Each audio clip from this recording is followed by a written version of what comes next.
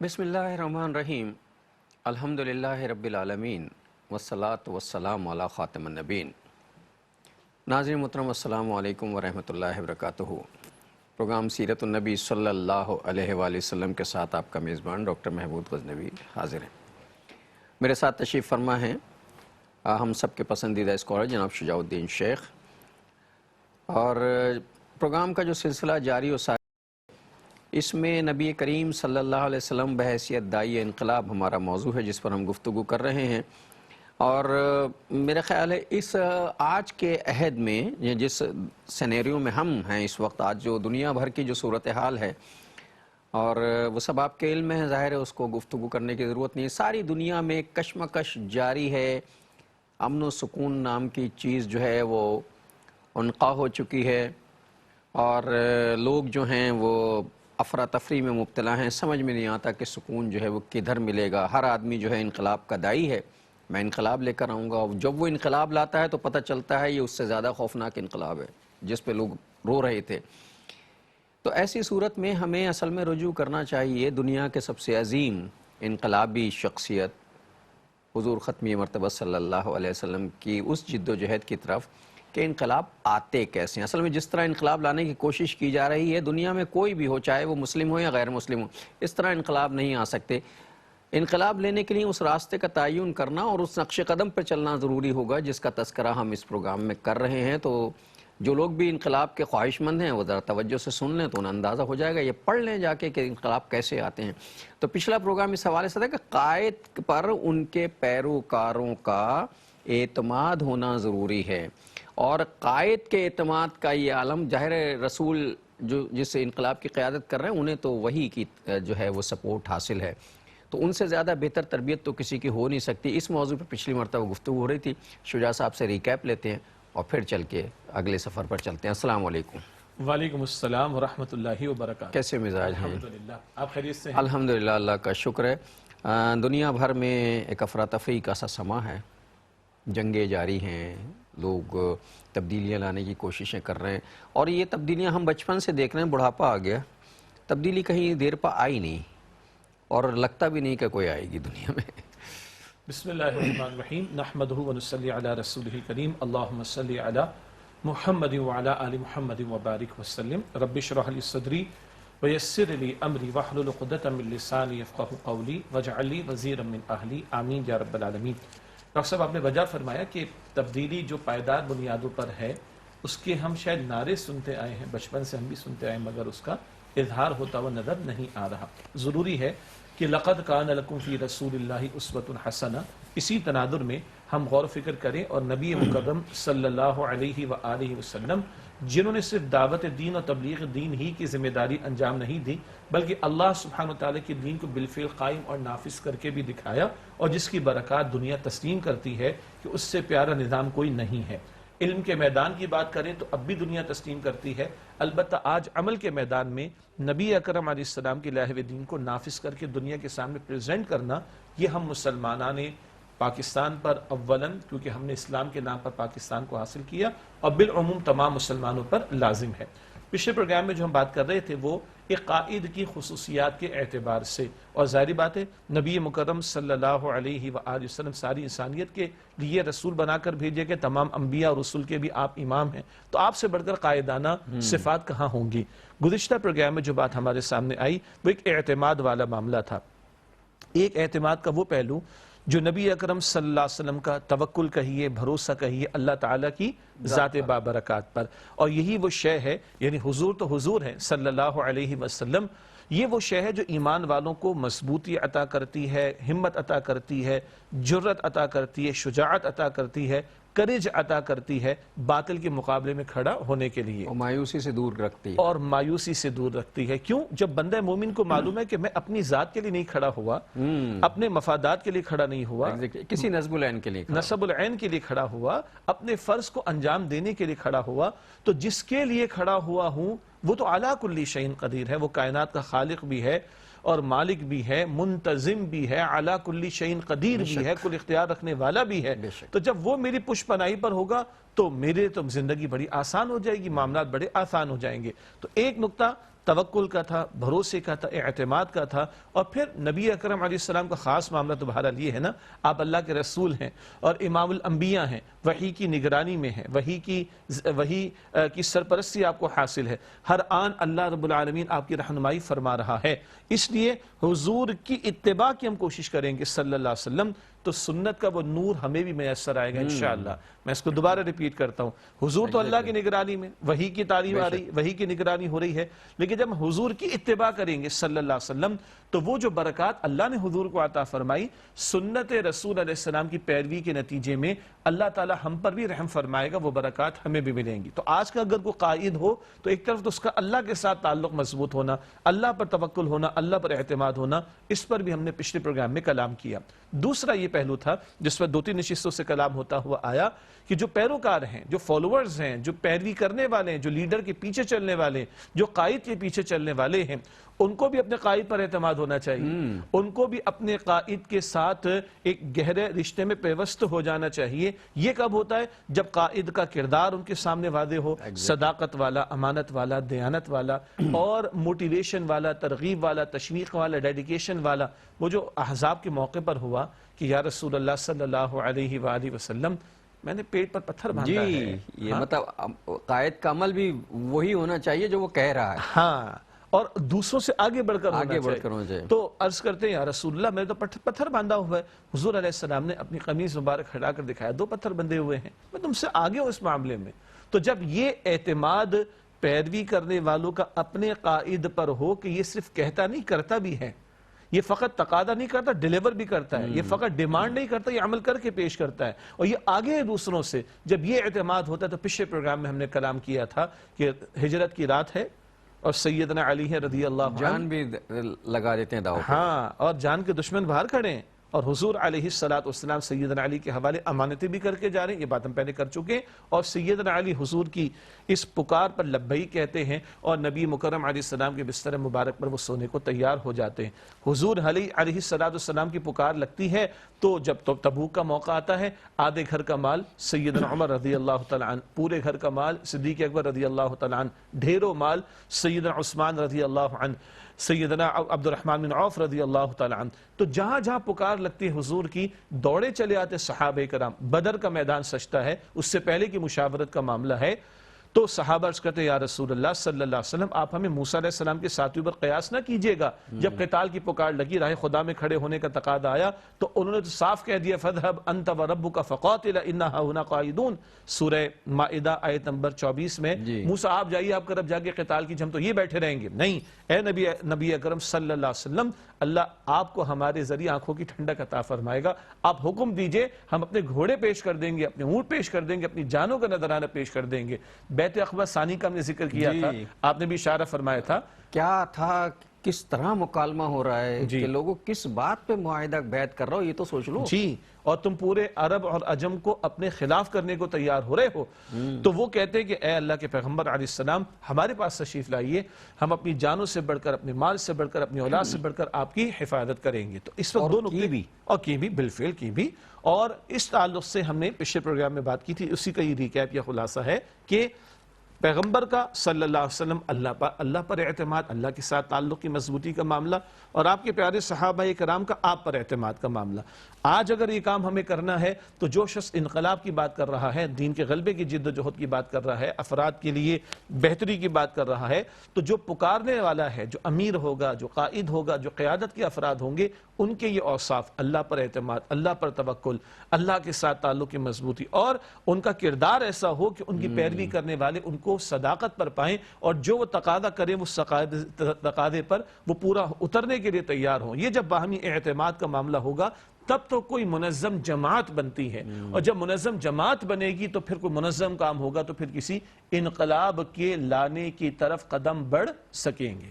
لوگ اصل میں اپنے قائد کو فالو کرتے ہیں، یعنی اس کی تقلید کرتے ہیں، جو قائد کرتا ہے وہی کرتے ہیں. ہماری مصیبت یہ ہے صرف کسی خاص پرٹیکولر ملک کے تناظر میں، یعنی ہم بین الاقوامی سطح پر بات کریں، ہماری مصیبت یہ ہے دنیا کی ساری، چاہے وہ مسلم ہو یا غیر مسلم، قائد جو ہے وہ تو بڑی پرتعیش اور پرسکون اور آرام دہ زندگی گزار رہا ہے، اور جو فالوور ہیں اس کے، وہ بیچارے جو ہیں رول رہے ہیں. مطلب بالکل مجھے معاف کیجیے گا، ایک جملہ میں کہہ رہا ہوں جو مجھے اچھا تو نہیں لگتا، لیکن کہتا ہوں کہ ہماری قیادت کا عالم یہ ہے کہ خوشحال لوگ مفلوک الحال لوگوں کو صرف درس قرآن دے دے کے تسلیاں دے رہے ہیں.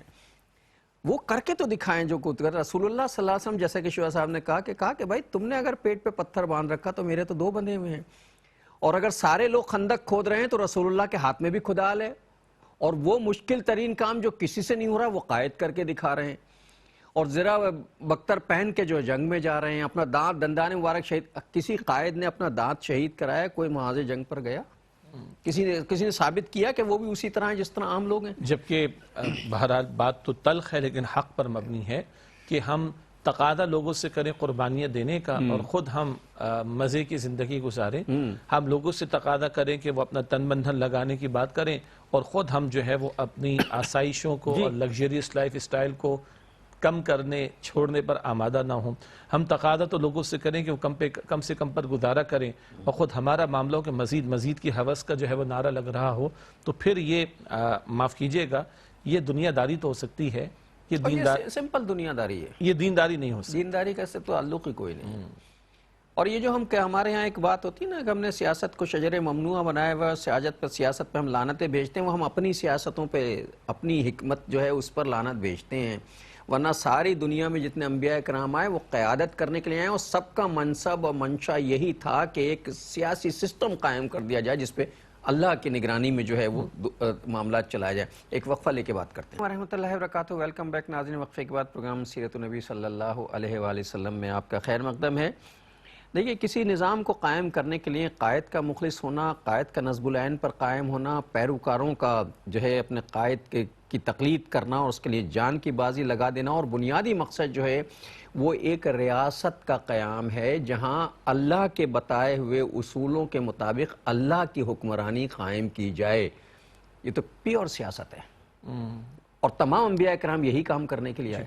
ایک حدیث مبارک میں بھی ذکر آتا ہے کانت بنو اسرائیل تسوسهم الانبیاء. بنی اسرائیل کی جو سیاست تھی وہ انبیاء علیہ السلام کرتے تھے، لیکن ناظرین کرام توجہ رہے، یہ سیاست کا لفظ عربی زبان کا لفظ ہے، اور اس کا مطلب وہ نہیں ہے جو ہم لیتے ہیں، جو ہم نے کیا وہ جو سیاست کا حشر کیا ہوا ہے، یہ وہ سیاست نہیں ہے. ہاں، تو سیاست کا لفظ عربی زبان کا ہے جس کا ترجمہ انتظام کا، مینجمنٹ کا، ایڈمنسٹریشن کا کیا جائے گا. تو انتظام تو ہر جگہ کرنا ہے، خواہ وہ گھر کا ہو، وہ کسی ادارے کا ہو، وہ مارکیٹ کا ہو، شہر کا ہو یا ملک کا ہو. ہمارے اسلاف نے جو کتابیں لکھی، شاہ ولی اللہ رحمۃ اللہ علیہ کی معروف کتاب ہے حجت اللہ البالغہ، جس میں دین کے احکامات کی حکمتیں، اسرار اور رموز کا ذکر ہے. وہیں شاہ صاحب رحمۃ اللہ علیہ نے سیاست مدن یہ ٹائٹل، یہ عنوان اختیار کیا. مدن کسے کہیں گے؟ مدینہ شہر کو کہتے ہیں، لیکن سبحان اللہ مدینۃ النبی صلی اللہ علیہ وسلم وہ مدینہ منورہ ہے، مگر وہی شہر اصل ہو گیا. مدینہ اسی کو کہا جاتا ہے، لیکن مدینہ عربی میں شہر کو کہا جاتا ہے، اور مدن اس کی جمع. تو سیاست مدن شہروں کا انتظام، یعنی ان اجتماعی معاملات پر بھی ہمارے بزرگوں نے اسلاف نے لکھا ہے، اور اس امت نے خلافت کا نظام دیکھا اور آدھی دنیا پر سلطنت دیکھی ہے، انتظامی معاملات کو چلتے ہوئے دیکھا ہے. حاصل کلام انبیاء علیہ السلام جو بنی اسرائیل کے تھے وہ ان کے سیاسی امور کو بھی چلاتے تھے اور ان کے انتظامی معاملات کو، اجتماعی معاملات کو بھی دیکھا کرتے تھے. جب ہم اللہ تعالیٰ کو مانتے ہیں جو اپنے بارے میں فرماتا ہے ان الحکم الا للہ، سورہ یوسف کی آیت نمبر 40 بھی ہے، حکم کا اختیار اللہ کے لیے، حاکمیت اللہ کے لیے، بندوں کے لیے کیا ہے؟ خلافت کا نظام ہے. ہم نے نمائندگی کرنی ہے. سبحان اللہ. شاہ ولی اللہ رحمۃ اللہ علیہ فرماتے ہیں کہ خلافت کیا ہے؟ آج خلافت ہے نبی اکرم صلی اللہ علیہ وسلم کی نیابت کرنا.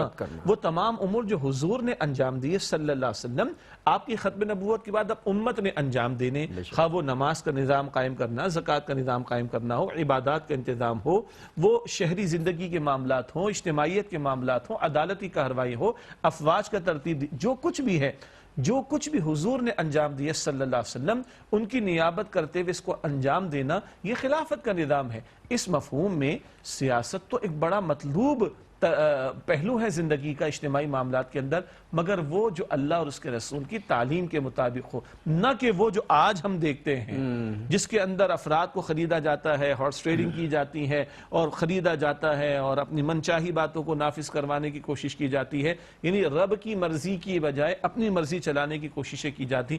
ہم اس سیاست کی بات نہیں کر رہے، ہم اس سیاست کی بات کر رہے جو انبیاء نے انتظام چلا کر دکھایا۔ نظام خلافت اللہ کے پیغمبر علیہ السلام کے ہاتھوں قائم ہوا، خلفائے راشدین کے دور میں قائم ہوا۔ ہم اس سیاست یعنی انتظام اجتماعی معاملات کا ان کو اختیار کرنے کی بات کر رہے ہیں۔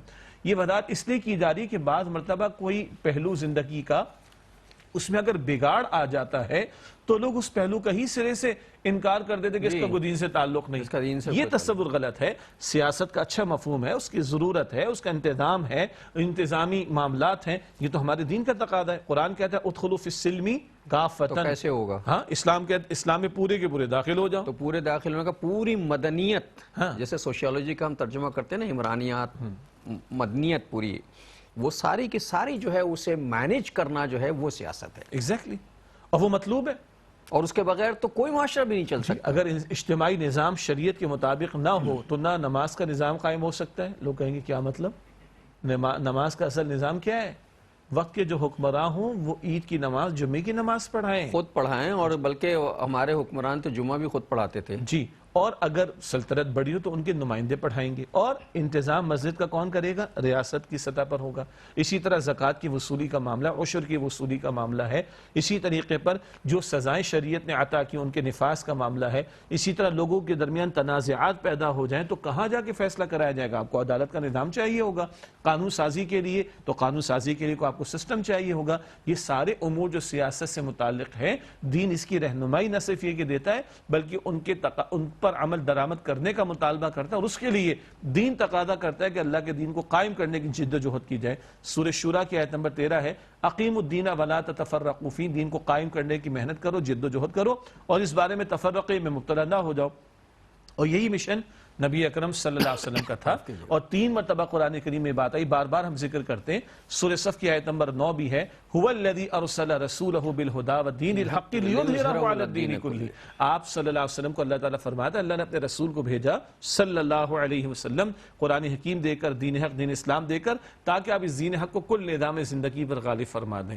تو یہ ہمارے دین کے تقاضے ہیں، اس کو کلیئرٹی کے ساتھ سمجھنا ضروری ہے۔ ایک وہ جو کچھ سیاست کے نام پر ہوتا ہوا ہم دیکھ رہے ہیں، ہم اس کی بات ہی نہیں کر رہے، مگر ایک وہ جو ہونا چاہیے، اور سیاست کے نام پر ہونا چاہیے، انتظام کے نام پر ہونا چاہیے، اجتماعی معاملات میں اللہ اور اس کے رسول کی اطاعت ہونی چاہیے صلی اللہ علیہ وسلم۔ یہ تو دین کا تقاضا ہے۔ ناظرین محترم، ایک بات میں ویسے ہی کرنا چاہتا ہوں، اس کا خدا نخواستہ جو ہے وہ کوئی اختلافی بات نہیں ہے۔ ایک بات، ہمارے بزرگان دین نے جو سلسلے قائم کیے، اب وہ سارے آپ جانتے ہیں جو روحانی سلسلے ان کے، تربیت کے اور طریقت کے جو سلسلے قائم ہوئے، اس میں جو نظام خلافت ہے وہ تو چل رہا ہے۔ 2 پہلو ہے نا، ایک ہے افراد کی انفرادی سطح پر اصلاح کا پہلو، ہمارے اسلاف نے، بزرگوں نے اس بات بزرگوں نے ایک تربیت کر کے ایک باقاعدہ سلسلہ شروع کیا کہ بھئی یہ اس طرح تربیت ہونی چاہیے۔ تو ایک ہے فرد پر اللہ کا دین قائم ہو، ایک ہے فرد کی اصلاح ہو جائے، ایک ہے فرد کا تعلق اللہ سے مضبوط ہو، ایک ہے فرد اللہ کے احکامات پر عمل کرنے کی قابل ہو، ایک ہے فرد اللہ تعالیٰ کی نافرمانی سے بچنے والا ہو جائے۔ بالکل ٹھیک ہے۔ اگلا سوال یہ ہے، کیا اللہ کا دین فقط افراد کے لیے اکیلے کے لیے آیا ہے، یا اللہ کا دین معاشرے کے مجموعے کے لیے بھی آیا ہے؟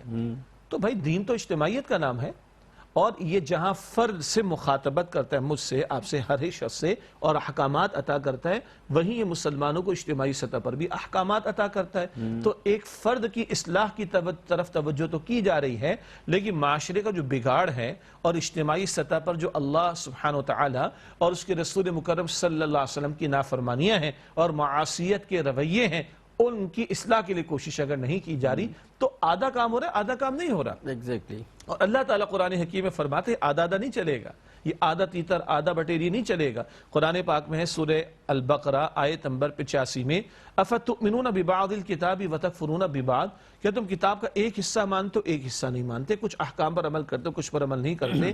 ناظرین کرام نوٹ کر لیں، یہ پڑھیں آیت قرآن پاک کی، یہ بیان نہیں ہوتی ہمارے یہاں۔ سورہ البقرہ کی آیت نمبر 85، ہمارے سورہ مزمل کا ختم کرانے کا تصور تو ہے، لیکن سورۃ البقرہ ثواب کی نیت سے پڑھنے کا تصور بھی شاید مل جائے گا، اور آسیب وغیرہ کے ثواب، برکت، آسیب سے بچنے کے لیے جی جی، اور ہم قائل ہیں اللہ کے پیغمبر علیہ السلام نے بھی ہمیں نماز رات کے وقت جو ہے وہ سورۃ البقرہ کی تلاوت کی تلقین فرمائی. یہ تو بات صحیح ہے، مگر سورۃ البقرہ کا ترجمہ تشریح بھی تو پڑھا. اللہ تقاضا کیا کر رہا ہے؟ اللہ تعالیٰ فرما رہا ہے البقرہ کی آیت نمبر 85 میں، کچھ حصہ کتاب کا مانتے کچھ نہیں مانتے، کچھ احکامات پر عمل کرتے کچھ پر عمل نہیں کرتے، یہ آدھا آدھا نہیں چلے گا. فما جزاء من يفعل ذلك منكم الا خزي في الحیات الدنیا. جو یہ تقسیم کرے اللہ تعالیٰ کے احکامات کے بارے میں، اس کی سزا کیا ہے کہ دنیا میں ذلت اور رسوائی ہو. وَيَوْمَ الْقِيَامَةِ يُرَدُّونَ إِلَىٰ أَشَدِّ الْعَذَابِ. اور قیامت کے دن ایسے لوگوں کو شدید عذاب میں لوٹایا جائے. آج امت کا جو زوال کا معاملہ ہے، جو ذلت اور رسوائی ہے، قرآن پاک سے پوچھ لیں، کوئی ایک خطہ زمین 57 ملکوں میں نہیں ہم دکھا سکے. یہ دیکھو پورا اسلام یہاں پر نافذ ہے. یہ ہمارے زوال کی اہم ترین وجہ، ہم نے کچھ احکامات لیے کچھ نہیں لیے. تو انفرادی اصلاح کس نے منع کیا؟ مطلوب ہے، ضروری ہے، لازم ہے، مگر افراد کے ساتھ معاشرے کی اصلاح، نظام کی اصلاح، اور فرد کے ساتھ ساتھ پورے نظام پر اللہ کا دین غالب اور قائم ہو، اور اللہ اور اس کے رسول صلی اللہ علیہ وسلم کی اطاعت کے تابع سب لوگ آ جائیں. یہ بھی اللہ تعالیٰ کے دین کا تقاضا ہے. یہ جو میں نے ایک بات ویسے ہی کہہ دی تھی، وہ اس لیے کہی تھی کہ یہ جو بزرگان دین تھے جنہوں نے انہوں نے بندے کا رشتہ اللہ سے مضبوط کرنے کے لیے محنت اور جد و جہد کی، اور ایک ٹیم بنا دی کہ یہ وہ لوگ ہیں جن کا اللہ سے رشتہ مضبوط ہو گیا. ہم اس معاملے کو تو بھول گئے، اور جب اللہ کا بندے کا رشتہ مضبوط ہو جائے تو پھر کچھ تقاضے جو ہیں وہ آتے ہیں کہ اللہ بندے کا رشتہ اگر مضبوط ہو گیا تو اب کیا کرنا ہے. وہ کوئی نہیں کرتا. جی، ہم لوگ وہ نہیں کرتے، اللہ ماشاءاللہ اس پہ کلام ہی نہیں. یہ نہیں کرتے. اگر یہ کرنا شروع کر دیں تو اگر سارے سلسلوں کے لوگ مل کر یہ کہیں کہ صاحب اللہ کی زمین پر اللہ کا نظام قائم کیا جائے گا، ہمارے بزرگوں نے ہمیں یہی سکھایا ہے، تو دیکھیے کیا معاملات ہوتے ہیں. کوئی کمی نہیں ہے اس وقت دنیا میں. جی، اسی طریقے پر اللہ تعالیٰ کی زمین پر اللہ تعالیٰ کا نظام، تو ہم اس میں 2-3 بڑی باتیں کر دیتے ہیں. اگر سود کے دھندے جاری ہوں تو قرآن پاک فتویٰ دیتا ہے، فیصلہ دیتا ہے کہ فَإِن لَمْ تَفْعَلُوا فَأْذَنُوا بِحَرْبٍ مِّنَ اللَّهِ وَرَسُولِهِ. اگر سود کے دھندے اور معاملات کو نہیں چھوڑتے تو اللہ تعالیٰ اور اس کے رسول صلی اللہ علیہ وسلم سے جنگ کے لیے تیار ہو جاؤ. کس قدر سخت ترین بات ہے. اب اللہ سے کون جنگ کر سکتا؟ ہاں، اور اس کا جنگ کا حاصل تباہی نا. دنیا جنگیں دیکھ رہی، تباہی ہے نا، بربادی. تو کوئی اللہ اور اس کے رسول سے جنگ پر آ جائے صلی اللہ علیہ وسلم، تباہی کا عالم کیا ہوگا؟ وہ تباہی ہم دیکھ رہے ہیں. تو بھائی مطلب خدا کے بندو، جس اللہ نے نماز کا حکم دیا ہے، جس اللہ تعالیٰ نے ذکر کا حکم دیا ہے، جس اللہ تعالیٰ نے تلاوت کا حکم دیا ہے، اسی اللہ تعالیٰ نے سود کو حرام قرار دیا ہے. اسی اللہ تعالیٰ نے جوئے کو منع فرمایا، اسی اللہ تعالیٰ نے شراب کو منع فرمایا، اسی اللہ تعالیٰ نے زنا کو منع فرمایا، اسی اللہ تعالیٰ نے پردے کے احکامات دیے، اسی اللہ تعالیٰ نے حلال کمانے کا حکم دیا، اسی اللہ تعالیٰ نے حرام سے بچنے کا حکم دیا. ہم کچھ لے رہے ہیں کچھ نہیں لے رہے. یہ نہیں چلتا اللہ کے ہاں. پورا لے کر آؤ، پورے لانے کی کوشش کرو. اور یہ مملکت خدا دار ڈاکٹر صاحب، اللہ تعالیٰ نے ماہ رمضان میں قدر کی رات میں قرآن پاک عطا فرمایا ہمیں. اللہ تعالیٰ نے قدر کی رات میں پاکستان عطا فرمایا تھا. اور ہمارے بزرگوں کو کلیئرٹی تھی نا، کیوں لینا تھا ہم نے؟ اس لیے کہ اللہ ایک خطہ زمین عطا فرما دے جہاں تیری اور تیرے رسول کی اطاعت ہو سکے صلی اللہ علیہ وسلم، اور تیرے دین پر عمل درآمد کر سکے. ورنہ غیر مسلم ممالک میں بھی نماز تو پڑھ لیتا بندہ، روزہ بھی رکھ لیتا ہے، پھر کاہے کو الگ ملک چاہیے تھا؟ اس لیے چاہیے تھا کہ وہاں اللہ کی شریعت کو اجتماعی سطح پر بھی نافذ کیا جائے، بلا کسی رکاوٹ کے، بلا کسی خوف کے، بلا کسی تردد کے اس خلافت کو قائم جو ہے وہ کیا جائے. لیکن افسوس کہ میں اس میں اپنا حصہ نہیں ڈال سکے. ایک وقفہ لیتے ہیں پھر آکے. السلام علیکم ورحمۃ اللہ وبرکاتہ. ویلکم بیک ناظرین. وقفے کے بعد پروگرام سیرت النبی صلی اللہ علیہ وآلہ وسلم میں آپ کا خیر مقدم ہے. ابھی جب شجاع صاحب فرما رہے تھے کہ قرآنی آیتیں زیر بحث تھیں سورہ بقرہ کی کہ تم کچھ حصہ لے لیتے ہو کچھ حصہ چھوڑ دیتے ہو، تو میرے ذہن میں ایک سوال چل رہا تھا کہ پچھلی قومیں جو تباہ و برباد کی گئیں ان میں کوئی ایک عیب موجود تھا، کوئی بڑا عیب. مثال کے طور پر ایک قوم کو صرف اس لیے تباہ و برباد کر دیا گیا تو وہ کم تولتی تھی. کسی کو بد فعلی کے الزام میں جو ہے پوری قوم جو ہے وہ تباہ کر دی گئی. اور ہر امت کا کوئی ایک بڑا فتنہ ایسا تھا جس کی وجہ سے وہ، لیکن ایک فتنہ تھا. ہماری نسل میں، ہمارے عہد میں تمام فتنے اس قوم میں موجود ہیں، تو میں سوچتا ہوں اتنے فتنوں میں سے کوئی ایک فتنہ ایسا ضرور ہوگا جو ہماری اس معاشی بربادی اور ہماری دنیاوی بربادی کا سبب ہے. اور میرے ذہن میں تو صرف ایک چیز آتی ہے، ممکن ہے کہ غلط ہو، کہ شاید ہمارے عہد کا یا اس امت کا جو اس وقت کا سب سے بڑا فتنہ ہے وہ سود ہے. جس کی وجہ سے اللہ تعالیٰ نے ہمیں ذلت و رسوائی میں مبتلا کیا ہوا ہے.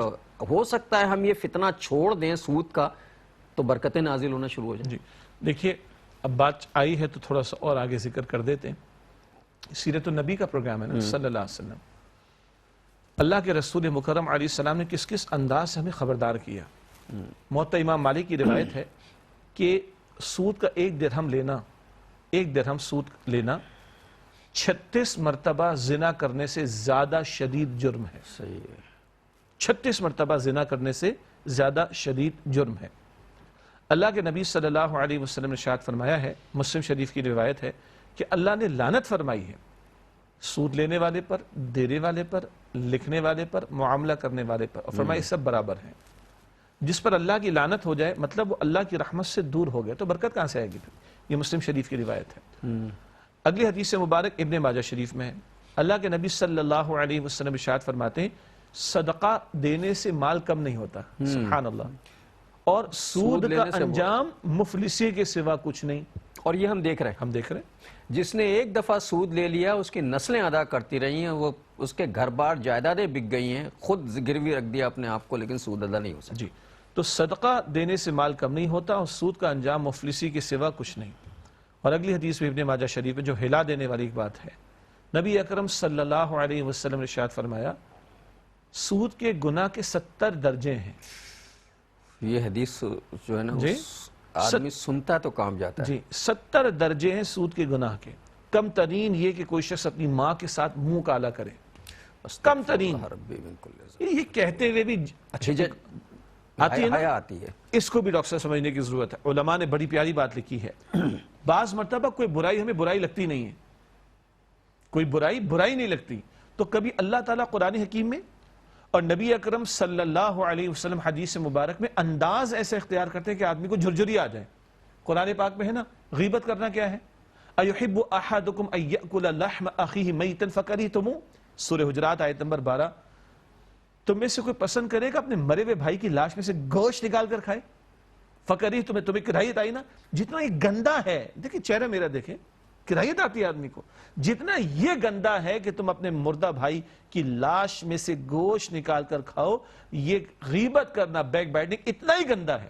اب غیبت کو لوگ برائی تو سمجھتے نہیں, اب تو مشغلہ ہو گیا, مشغلہ ہے, آرٹ ہے. ہم بھی اس میں شامل ہیں, آپ یہ نہ سمجھیے گا کہ ہم کوئی بڑے پارسا. اللہ ہم سب کی حفاظت فرمائے. تو لیکن ہمیں سمجھ نہیں آتا, غیبت میں کرتا ہوں تو میری زبان پر بٹر ٹیسٹ بھی نہیں آتا نا, چھالا بھی نہیں پڑتا, کٹ بھی نہیں لگتا, خون کی الٹی بھی نہیں آتی. جس کی غیبت کرتا اس کا بلڈ پریشر بھی ہائی نہیں ہوتا. تو مجھے فیل نہیں ہو رہا, لیکن اللہ تعالیٰ قرآن پاک میں ایسا انداز اختیار کر رہا ہے کہ میں ہل جاؤں. اسی طرح سود کو لوگ برا نہیں سمجھتے, لین دین کو سود کے برا نہیں سمجھتے. اللہ کے رسول صلی اللہ علیہ وسلم نے کیا انداز اختیار کیا کہ سود کے گناہ کے 70 درجے ہیں. کم ترین یہ ہے کوئی اپنی ماں کے ساتھ منہ کالا کرے. اگر یہ کم ترین ہے تو اس سے اوپر 69 درجات جب بڑھتے چلے جائیں گے تو سود کی تباہی کا عالم کیا ہوگا. یہ آپ نے بجا فرمایا. آج جو ہماری یہاں بے برکتی کا معاملہ, معیشت کا بٹا بیٹھ جانا, مسائل کا شکار ہو جانا, اس میں بہت بڑا عنصر یہ سود کے ایلیمنٹ کا بھی ہے. کیوں اللہ فرما رہا نہیں چھوڑو گے, سورۃ البقرہ آیت نمبر 279, نہیں چھوڑتے تو اللہ تعالیٰ اس کے رسول سے جنگ کے لیے تیار ہو جاؤ. خدارہ اسی پر غور کر لیں. ایک نقطے پر تو غور کیا جائے. یہ سود کا معاملہ ہے جو مجھے نہیں پتا کہ ہم کہاں کھڑے ہوئے ہیں, میں بھی اس میں شامل ہوں کہ ہم ڈائریکٹ نہ صحیح انڈائریکٹ کہیں نہ کہیں سود میں انوالو ہیں. کوئی بچا ہوا نہیں ہے اس معاشرے میں, ہم سود کہیں نہ کہیں دے رہے ہیں, کہیں نہ کہیں. اور اس سے زیادہ ڈھٹائی جو ہم نے اختیار کر رکھی ہے من حیث القوم, اس میں کچھ حضرات کو نکال دیجئے جو مستثنیات میں سے ہیں. رشوت کو ہم نے جو ہے وہ بہت ہی پسندیدہ شے بنا لیا. ہمارے جب ہم بچے تھے تو آمدنیاں چھوٹی چھوٹی ہوا کرتی تھی لوگوں کی, اور کسی صاحب کی اگر آمدنی زیادہ ہوتی تھی تو وہ چھپاتے تھے اسے, کہ لوگ یہ نہ پوچھیں کہ صاحب یہ آمدنی اتنی کہاں سے آ گئی, یہ گھر ایسا کیسے بن گیا, تو چھپاتے تھے, ڈرتے تھے کہ آج تو باقاعدہ فخر کے ساتھ جو ہے پوچھا جاتا ہے. مجھے معاف کیجیے گا, ایک جگہ ایک رشتے کے لیے خاتون گئی اپنے بیٹے کے, تو لڑکی والوں نے پوچھا کہ اچھا یہ تو صحیح ہے, یہ بتاؤ بچے کی اوپر کی آمدنی کتنی ہے. استغفر اللہ. اب یہ اوپر کی آمدنی کون سی ہوتی ہے, یہ سوائے اس کے کہ وہ رشوت کتنی لیتا ہے, وہ حرام کتنا کماتا ہے, وہ جائز و ناجائز کو سائیڈ میں رکھ کر کتنا مال لوٹتا ہے, یہ اوپر کی آمدنی ہے تو بیٹی دیں گے ورنہ نہیں دیں گے. استغفر اللہ. اور حرام کا مال کیا ہے؟ یہ اوپر کی آمدنی حرام کا ہی مال ہے. اور اللہ کے رسول کیا فرماتے ہیں صلی اللہ علیہ وسلم؟ مسلم شریف میں کئی روایات ہیں، حرام مال سے پلا ہوا جسم جہنم کا مستحق ہے، وہ جنت میں داخل نہیں ہوگا. مسلم شریف کی روایت ہے ان اللہ طیب، اللہ پاک ہے اور اللہ تعالیٰ پاک ہی کو قبول کرتا ہے. حلال میں سے خرچ کرو تو قبول کرتا ہے، حرام اللہ کے قبول نہیں ہے. پھر حدیث مبارک میں ذکر آیا ایک بندہ دور دراز کا سفر کر کے آتا ہے، اس کے سر میں بالوں میں مٹی، سر کے بالوں میں مٹی، کپڑوں پر مٹی، جسم پر مٹی، اور ہاتھ اٹھا کر دعا کرتا ہے یا رب یا رب یا رب ان یستجاب لہ. حضور علیہ السلام فرماتے ہیں کیسے اس کی دعا قبول ہوگی؟ اس کا کھانا حرام کا، پینا حرام کا، اس کی غذا حرام کی، اس کی پرورش حرام سے ہوئی. ان یستجاب لہ، کیسے اس کی دعا قبول ہوگی؟ حدیث مبارک جامع ترمذی میں ایک بندہ لباس پہنے 10 درہم کا، 1 درہم بھی حرام کا ہو، جب تک پہنا رہے گا اس کی کوئی دعا قبول نہیں ہوگی. حدیث مبارک اللہ کے پیغمبر صلی اللہ علیہ وآلہ وسلم ارشاد فرماتے، دوبارہ اس کو میں ریپیٹ کر رہا ہوں، کہ حرام سے دیا ہوا صدقہ اللہ تعالیٰ کے قبول نہیں ہوتا. اور حدیث بخاری شریف میں آپ نے فرمایا وقت آئے گا لوگوں کو احساس ہی نہیں ہوگا، کوئی خیال ہی نہیں ہوگا، کوئی فکر ہی نہیں ہوگی جو وہ کمارے آیا وہ حلال کا ہے یا حرام کا. حلال کا حاصل سکون، اطمینان اور قناعت اور صبر اور شکر اور نیک اعمال کی صورت میں سامنے آتا ہے. حلال کا حاصل. حرام کا حاصل بے برکتی، بے سکونی، بے اطمینانی، حسد، جلن، ہوس، دوسرے سے غصہ آ جانا، دوسرے کو دیکھ کر جلنا، بھن جانا، پھر غیبتیں کرنا، تکبر کرنا. یہ حرام کی یہ جو تباہی کاریاں ہیں آج ہمارے معاشرے میں برکتیں اٹھ گئی ہیں، ادب اور احترام اٹھ گیا، حیا کا جنازہ نکل رہا ہے، ایک دوسرے کے ساتھ تعلقات کمزور پڑتے چلے جا رہے ہیں، اخلاق کا دیوالیہ نکلتا چلا جا رہا ہے. یہ حرام کی نحوست کا معاملہ. اخلاقیات نام کی چیز تو برائے نام رہ گئی ہے. مطلب اب تو کوئی کسی سے سیدھے منہ بات بھی نہیں کرتا. ہمارے اخلاق جو ہیں بدترین اخلاق شمار ہونے لگے ہیں، اور ہم اس کے امتی ہیں جو معلم اخلاق ہے، جس کے اخلاق کی اللہ تعالیٰ تعریف کرتا ہے. ہم اس کے امتی ہیں اور ہمارے اپنے اخلاق جہاں بھی ہیں ہمیں خوب اچھی طرح اندازہ ہم کیا کر رہے ہیں. اور جیسے شجاع صاحب نے کہا وہ بات تو صحیح ہے. جب ہم رشوت کا پیسہ کھائیں گے اور ہم اپنے بچوں کو کھلاتے ہیں، ہم یہ نہیں سوچتے کہ ہم تو چلے جائیں گے اور یہ بچوں کی حرام پہ اگر پرورش ہوگی تو نہ تو یہ فرمانبردار ہوں گے یا نہ نیک ہوں گے، نہ یہ خدا پرست ہوں گے. اور اگر وہ خدا پرست نہیں ہوئے اور ہم نے ایسی اولاد چھوڑ دی تو یہ ہمارے لیے جیسے صدقہ جاریہ ہوتا نا، یہ گناہ جاریہ ہو جائے گا، عذاب جاریہ. جی جی جی یہ ناظرین کو توجہ کرنے کی ہمیں ضرورت ہے. ہم نہیں سمجھتے، ہم تو کہتے ہیں بچوں کے لیے رشوت بھی لو، حرام بھی لو، ناجائز بھی لو. اور جو جتنا بڑے عہدے پر ہے وہ اتنا ہی زیادہ کوشش کر رہا ہے کہ میں اپنے اختیارات سے جتنا ناجائز کماؤں. اور بات یہ اتنے بڑے کی نہیں ہے، اگر چپراسی کہیں ہے تو وہ اپنی سطح پہ کر رہا ہے یہ کام، اور اگر کہیں افسر اعلیٰ ہے تو وہ اپنی سطح پہ یہ کام کر رہا ہے. یہ جو بات آپ نے بیان فرمائی نا صدقہ جاریہ اور دوسرا گناہ جاریہ، اس کو بھی میں چاہتا ہوں ہمارے ناظرین کرام کی توجہ ہو جائے. پہلا قتل کس نے کس کا کیا تھا؟ قابیل نے حابیل کا. اچھا، نبی اکرم صلی اللہ علیہ وسلم ارشاد فرمایا قیامت تک جتنے ناحق قتل ہوں گے، قیامت تک جتنے ناحق قتل ہوں گے ان میں سے ایک حصہ قابیل کے کھاتے میں بھی جائے گا جس نے پہلا ناحق قتل کیا تھا انسانیت میں. یہ ہے گناہ جاریہ. اسی طرح حدیث اللہ کے نبی علیہ السلام کے سنن نسائی میں بھی آپ نے فرمایا جس نے اچھے عمل کو جاری کیا، لوگ عمل کریں گے اس کو اجر ملتا رہے گا، اور جس سے برے عمل کو جاری کیا، گناہ کے کام کو جاری کیا، اس کو تو عذاب ہوگا. جتنا لوگ آگے اس سے ترغیب و تشویق دے کر گناہ کے کام میں آگے بڑھیں گے ان کا ایک حصہ بھی اس کے کھاتے میں جائے گا. ہم دیکھیں اس کا اکاؤنٹ ملٹیپلائی ہوتا رہے گا. ایگزیکٹلی. تو آج ہم کیا پروڈیوس کریں مارکیٹ میں؟ اچھا لوگ سے دعوت کا کام، تبلیغ کا کام، ہر بندہ داعی ہے، ہر بندہ مبلغ ہے، چاہے وہ گونگا ہی کیوں نہ ہو، چاہے وہ خاموش ہی کیوں نہ ہو، وہ اپنے ایکشن سے کچھ نہ کچھ دے رہا ہوتا ہے. جی زبان سے کہنا ضروری نہیں ہے. ہاں، 4 دوست بیٹھے ہوں، اذان کی آواز آ جائے، ایک اٹھ کے چلا جاتا ہے، اس سے کچھ نہیں کہا، اس نے اپنے میسج چھوڑ گیا کہ یہ اہم نہیں وہ اہم ہے. اور معاذ اللہ وہ 3 نے کیا میسج دیا؟ لگے رہو جو بھی کر رہے تھے، یہ اہم ہے وہ اہم نہیں، کچھ نہیں کہا، چاروں نے میسج سب اپنا اپنا میسج چھوڑ کے چلے گئے. اور ہمارا آخر کا میسج جو ہے آپ کو پتہ ہے کیا ہوتا ہے؟ ہم ایک حدیث مبارکہ جو ہے وہ چھوڑ کر جاتے ہیں رسول اللہ کے اپنے لیے بھی اور آپ کے لیے بھی. نبی اکرم صلی اللہ علیہ وسلم کا بہت پیارا فرمان ہے. آپ نے فرمایا قیامت کے دن مجھ سے سب سے زیادہ قریب اور مجھے سب سے زیادہ پسند وہ لوگ ہوں گے جن کے اخلاق اچھے ہوں گے. اور قیامت کے دن مجھ سے سب سے زیادہ دور اور مجھے سب سے زیادہ ناپسند وہ لوگ ہوں گے جن کے اخلاق پورے ہوں گے. یہ بہقی شریف کی روایت ہے. اللہ تعالی ہم سب کو بہترین اخلاق اختیار کرنے کی توفیق عطا فرمائے، اور جتنی ہم سے بد اخلاقیاں ہوئی ہیں اللہ ان کوتاہیوں کو معاف فرمائے. اس کے ساتھ ہی ہمارے آج کے پروگرام کا وقت ختم ہوا. جناب شجاع الدین شیخ اور اپنے میزبان ڈاکٹر محمود غزنوی کو اگلے پروگرام تک کے لیے اجازت دیجیے. اللہ حافظ. السلام علیکم ورحمۃ اللہ وبرکاتہ. ناظرین، اگر آپ ایسی ہی مزید ویڈیوز دیکھنا چاہتے ہیں تو ہمارا ARYQ کا چینل سبسکرائب کیجئے اور بیل آئیکن کا بٹن دبانا نہ بھولیے تاکہ آپ سے کوئی پسندیدہ پروگرام مس نہ ہو جائے.